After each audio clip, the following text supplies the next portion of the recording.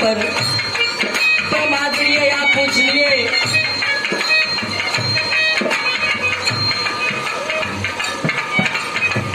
आप आदरणीय नरेश इंजीनियर साहब,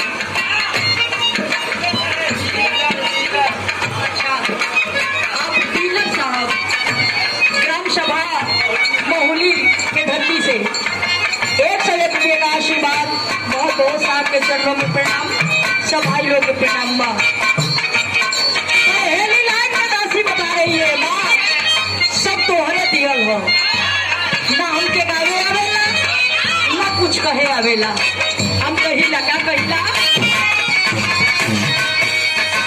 अरे जानी नाही रहा के क्षमता तो है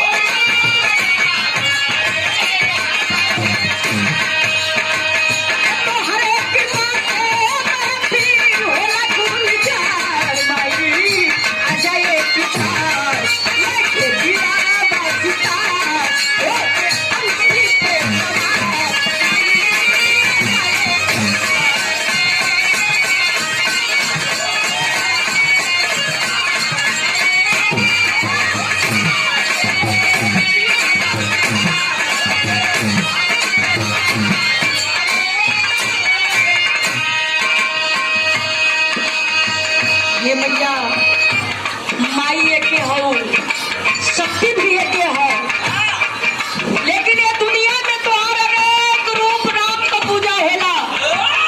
बिहार के धरती पर माँ तारा चंडी, मुंडेश्वरी, पथारी देवी के नाम से जानल जानो, तो उत्तर प्रदेश के धरती पर माँ विंध्याचली, बलिया की धरती पर माँ बरमाई, तमाम नाम से जाना जालू माई। यही से तो लोग कहेला कि आप ही सब कुछ हैं, आप ही माँ हैं, आप ही पिता हैं, आप ही गुरु हैं, आप ही तो सब कुछ हैं, लेकिन हम आप में देखते क्या हैं? दासी बता रही है,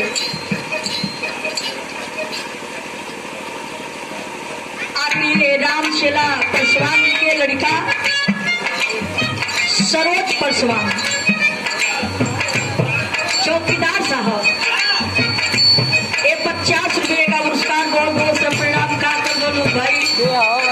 कोरोना जो आ गया चौकीदारों भाई लोगन के आफत हो गई बा, कमी तो बटने बा, बहुत बहुत से प्रणाम। दूसरी लाइन में लिखा गया का मास्टर, अरे कहीं कहीं कहीं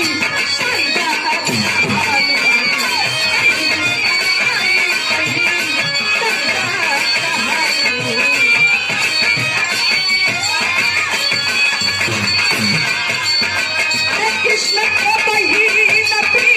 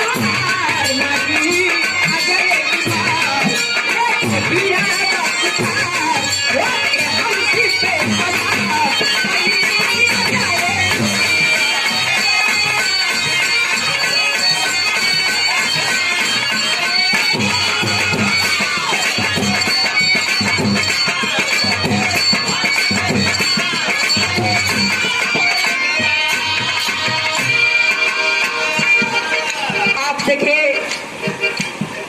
मनीषा जी को